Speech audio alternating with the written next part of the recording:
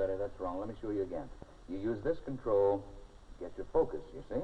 All right, and this one here in the right-hand corner to lock the sweep.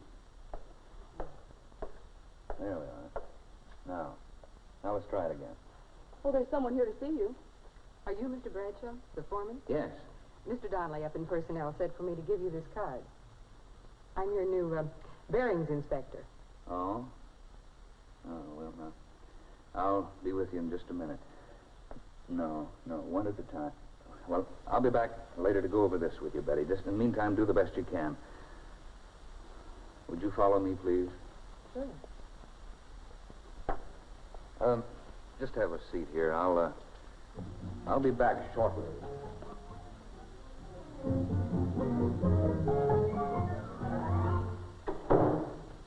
Well, Mr. Bradshaw, what's on your mind? Bearings inspector. She's a good one, too. Just look at that record. Okay, now, Walt, you've had your little joke. Give her to somebody else. I asked for a man. We don't have a man with her qualifications. Seriously, Brad, if you treat her right, she might make you a darn good employee. What do you mean, treat her right? Get that chip off your shoulder. What's wrong with her? She's a woman, isn't she? Now, wait a minute. You got a lot of women in your department. What's wrong with one more? Did you ever hear of the straw that broke the camel's back? They're good workers. Accurate, quick to catch mistakes, a lot of patience. Yeah, but that comes out of books. I work with them, mister. I know what happened. What does happen?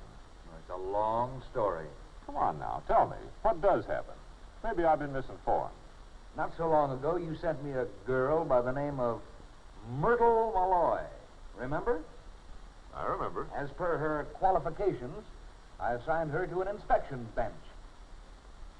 Well, in a matter of days, that bench looked more like her dressing table. And then came the day when... Joe, will you take your stuff back to table 9? That'll be your bench for the time being. Okay, Chief. Myrtle, we're moving you to table number 10. Is something wrong, Mr. Bradshaw? No, nothing's wrong. We just need this space for something else. Well, I sure hate to give it up. It's been a nice place to work. The light's good here, and it's nicely situated right in the middle of things. I just begun to feel at home. Well, I'm sorry, Myrtle, but table 10 will have to be your work area for the time being. You mean there's liable to be another change? There's always that possibility. Well, I certainly hope I'm not moved every other day. With man, no trouble at all. Tell him what you want, and he does it. But with Myrtle, a little move is a big production. Okay. Now, wait a minute. You asked me, now let me tell you. Now, here's another problem.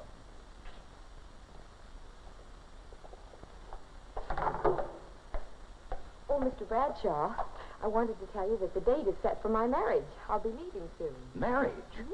I thought you just got engaged. Well, I told you about it 6 months ago. We were only waiting till we could find a place to live. 6 months ago? Oh, brother. Well, how soon are you leaving? Well, the end of next week. Well, that'll really put us in a bind around here. It takes time to break in a relief girl. Yes, I know it does. I wondered. Why didn't you say something? I didn't realize you were getting married right away. Well, I'm sorry, Mr. Bradshaw, but I really thought you knew. We've all been talking about it. Okay, Brad. But how many blushing brides do you have? Besides, what's all this got to do with Dolly, the new girl? She's already married. And she's a qualified bearings inspector. You know what I was doing when this new girl came in a few minutes ago? No. I was trying to cope with one of the biggest problems of all, Walt. Now, in your books, it comes under the general heading of absenteeism among women employees. Yesterday, I spent an hour and a half teaching one of our girls what she needed to know in order to start on the oscilloscope today. This morning, she isn't here, so I had to use somebody else. I don't think the girl we got on it now ever pick it up, so I'll probably have to find somebody else. Question. All these things you've been talking about, marriage, absenteeism, personality problems, aren't they really just a part of life? Part of a woman's life, maybe. But I can remember the good old days when there were all men in my department, and we didn't have these problems. You didn't have the production output you've got now either. Look, Brad, you've got a new bearings inspector. who happens to be a woman. You need someone, and there isn't a man available.